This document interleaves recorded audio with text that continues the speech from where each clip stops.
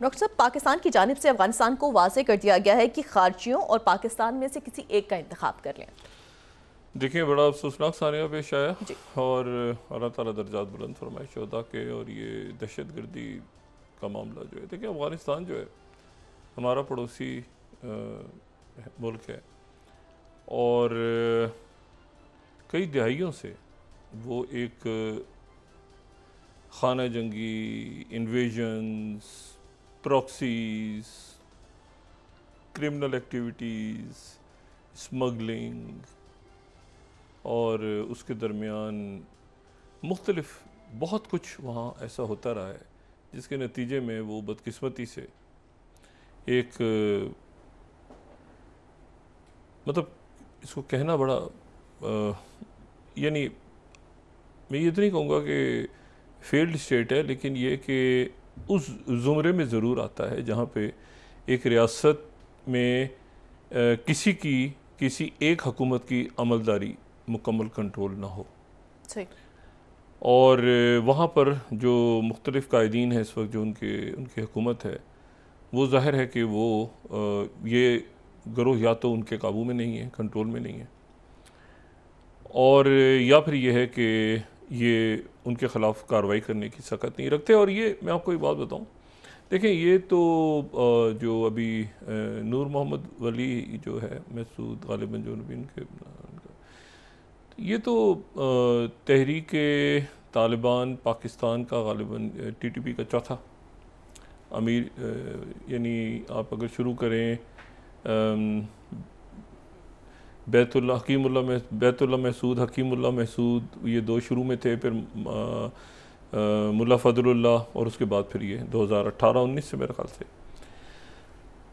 तो लेकिन उससे पहले भी जो है ना ये यानी तहरीक तालिबान के बनने से पहले भी वहाँ पे मुख्तलिफ ग्रोह आपस में बरसर पैकार थे। और वहाँ पर ये पूरी यानी आप इसको आप 9/11 के बाद से भी जोड़ सकते हैं, उससे पहले से भी जोड़ सकते हैं। वहाँ पर कोई एक हुकूमत जो है वो अपना कंट्रोल नहीं रख सकी। उससे पहले भी नॉर्दर्न अलायंस और तालिबान एक जगह, फिर वो मुख्तलिफ ग्रोहों के दरमियान ये सोवियत इन्वेजन के बाद से मेरा ख्याल है कि ये अफ़गानिस्तान संभल नहीं सका।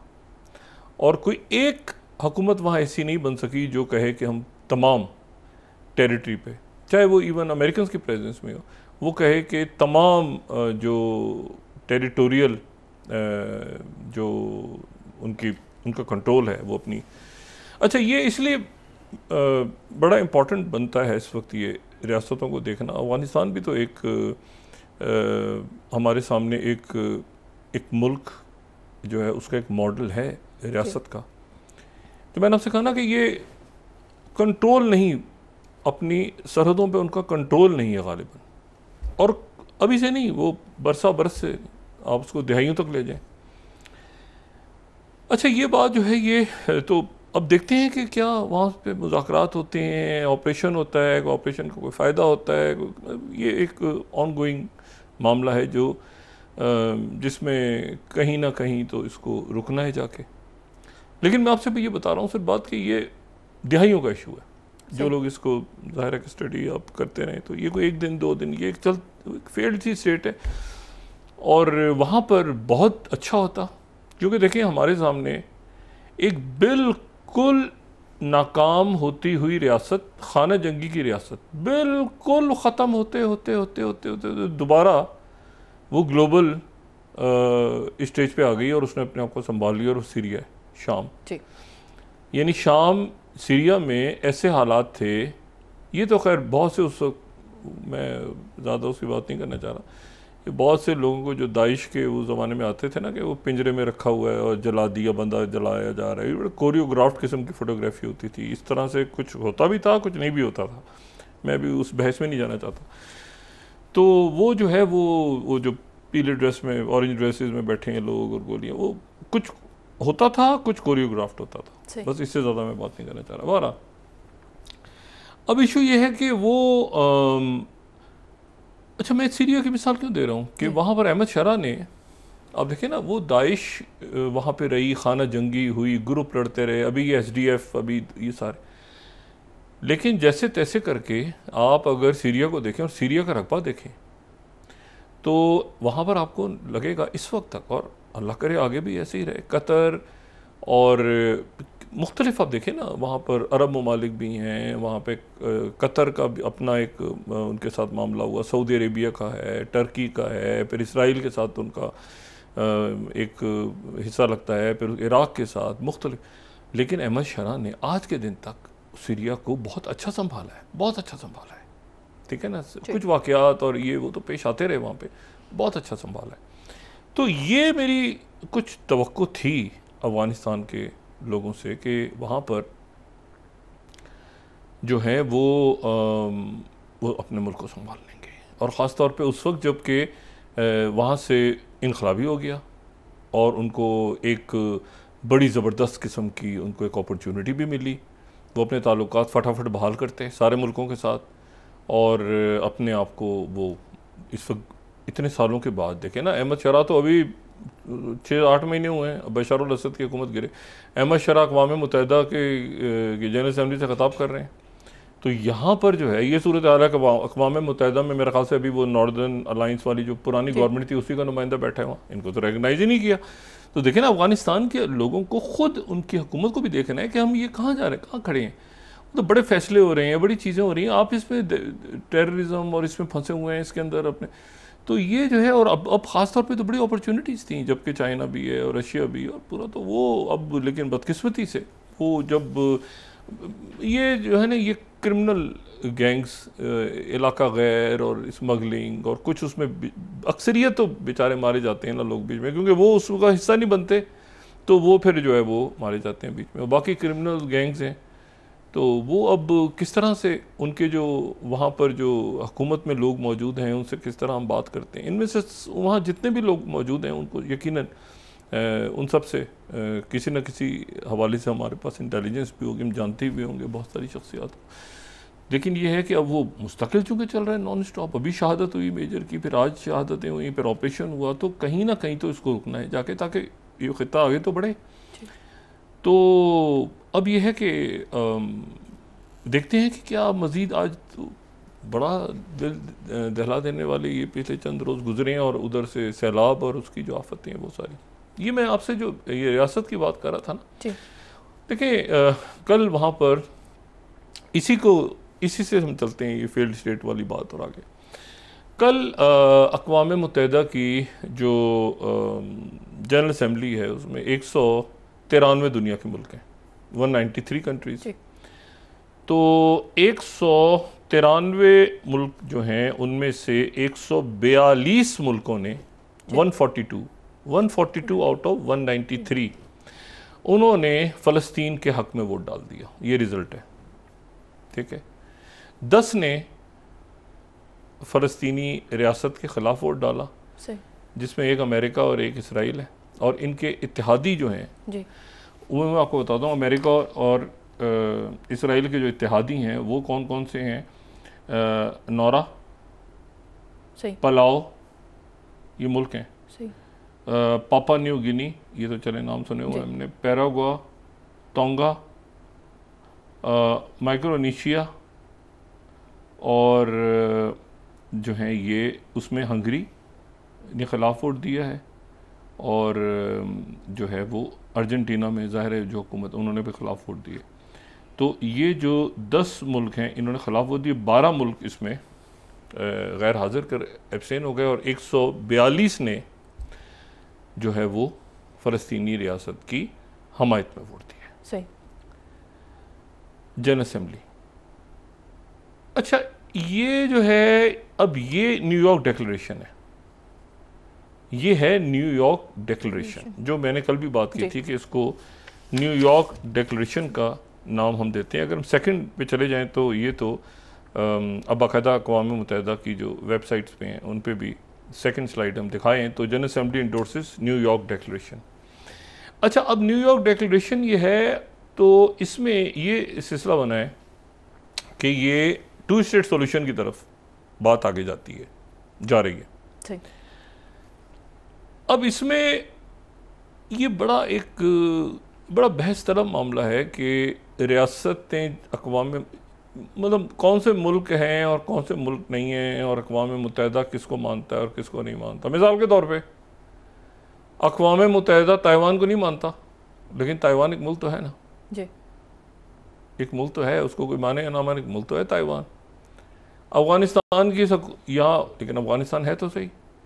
अच्छा, लिबिया में वो जिनको मानते हैं वो तो उनका तो असर ही नहीं है, वहाँ तो खलीफा हफ्तार की गवर्नमेंट, जो त्रिपोली में गवर्नमेंट है। इसी तरह से यमन में जो गवर्नमेंट है, देखें कई मुल्क ऐसे हैं बदकिस्मती से कि वहाँ पर यानी अक़वाम मुत्तहिदा का तस्लीम करना इस बात की ज़मानत नहीं है कि वो हुकूमत का अपनी टेरिटरी पे कितना कंट्रोल है। दो मिसालें मैंने आपको दे दी, साउथ सूडान को भी ले लें, मतलब आप यमन को ले लें ना, तो अक़वाम मुत्तहिदा यमन में या लिबिया में जिनको तस्लीम करती है तो वो तो वजूद नहीं वो तो अपनी टेरिटरी पे कंट्रोल नहीं रखते। और कई मुल्क ऐसे हैं जिनको अक़वाम मुत्तहिदा तस्लीम नहीं करती, मगर वो हैं तो सही ना जी। मतलब फ़लस्तीन जो है, आपके ख्याल से फ़लस्तीन नहीं है, फ़लस्तीन की नुमाइंदगी है, फ़लस्तीन एक कौम है, फ़लस्तीन मौजूद है अपनी जगह, हमारे यहाँ सफ़ीर हैं, दुनिया के बेशतर ममालिक में उनकी नुमाइंदगी मौजूद है। लेकिन ये है कि वो जो है उनके, अब ये हो रहा है कि जी स्टेट, तो असल जो बात है वो ये है कि एक फ़लस्तीनी रियासत जिसको दुनिया तस्लीम कर ले, तमाम दुनिया भी तस्लीम कर ले, और वहाँ पे एक ऐसी हुकूमत हो जो कि यानी इस इंतशार का शिकार ना हो जाए जिसका यमन या अफ़गानिस्तान या हमें यहाँ पे सूरत हाल नज़र आ रही है। यानी सीरिया ने कैसे संभाला है, मैंने मिसाल दी ना आपको, अहमद शरा ने कैसे संभाला है सीरिया को, और वहाँ पे ये दुरूज और ये सारे झगड़े झगड़े। अच्छा, तो ये अब ये न्यूयॉर्क डिक्लेरेशन के बाद जो है ये कल रात को प्रेसिडेंट ट्रम्प के साथ अशाइया में शरीक थे कतर के वली अहद और वज़ीर आज़म और वज़ीर ख़ारजा मोहम्मद बिन अब्दुर्रहमान सानी। वो प्रेसिडेंट ट्रम्प के साथ उन्होंने खाना खाया रात का, और उसके बाद उस अशाइये में जो है वो स्टीव विटकॉफ थे। सही। कोई इसकी डिटेल्स नहीं आई, कोई इसके बारे में किसी भी किस्म का कोई एलामिया या कोई बात या मीडिया से कोई गुफ्तगू अब तक कुछ नहीं हुआ।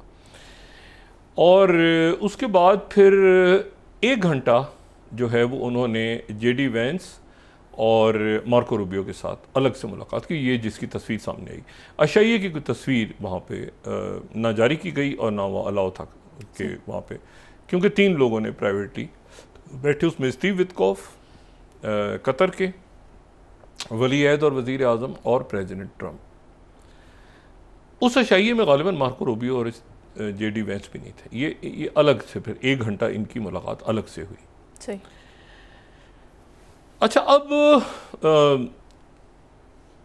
उसमें फिर जो है वो अब क्या बातचीत हुई, ज़ाहिर है मीडिया से उन्होंने इंटरेक्ट नहीं किया अभी तक, प्रेसिडेंट ट्रम्प ने अभी तक की प्रोग्राम और निर जाने से तक उनसे सवाल भी किसी ने नहीं किया।